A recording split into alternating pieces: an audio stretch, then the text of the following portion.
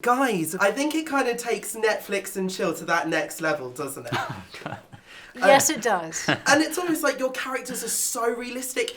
It's almost like you guys have done it before. Okay, all right. What are you saying? Have you ever advised your friends and stuff in real life?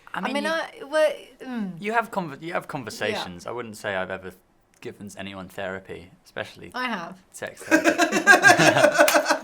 No, but over the years, people have often come to me for advice, and I've certainly had a lot of therapy. I could be a therapist. What does it take to get into the mindset of a sex therapist? Wow. What does it take to get into the mindset of a sex therapist? To be very, you have to be very Careful. And Patient. open to hearing all sorts of things. Non-judgmental. Kind.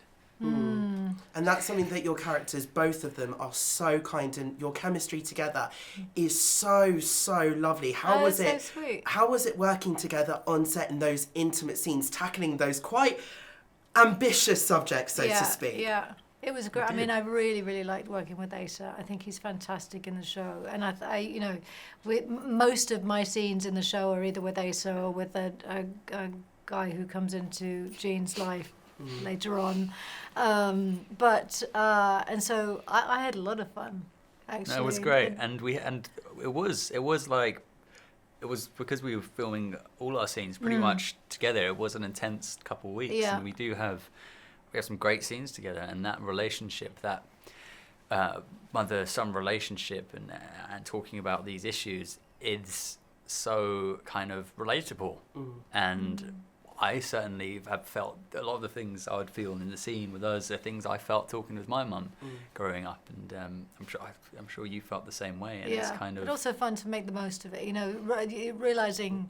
The opportunity that you have in that moment to make the most of something that is a universal and potentially very awkward, weird, and ordinary, but also out of the ordinary topic. It was fun to play with it and to go in different, And speaking of which, because you guys have done such varied projects, from The X-Files to The Spy Who Dumped Me, Boy in Striped Pyjamas, Hugo, how did this project compare to some of your other projects that you've both done?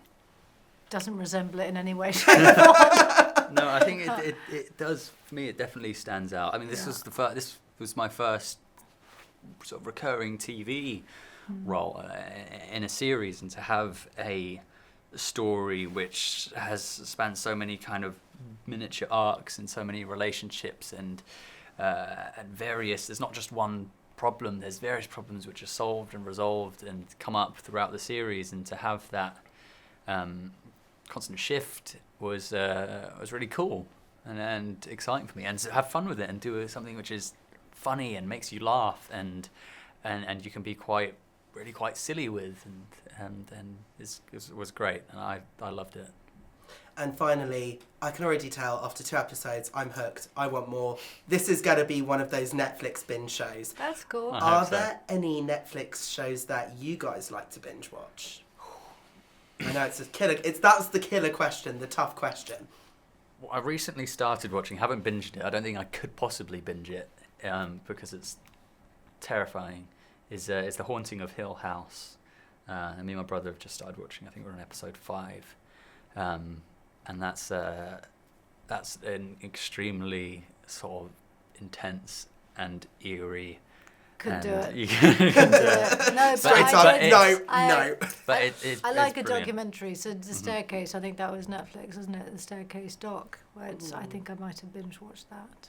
Fantastic. Well, guys, thank you so much for your time, and congratulations on the new series. Thank you very much.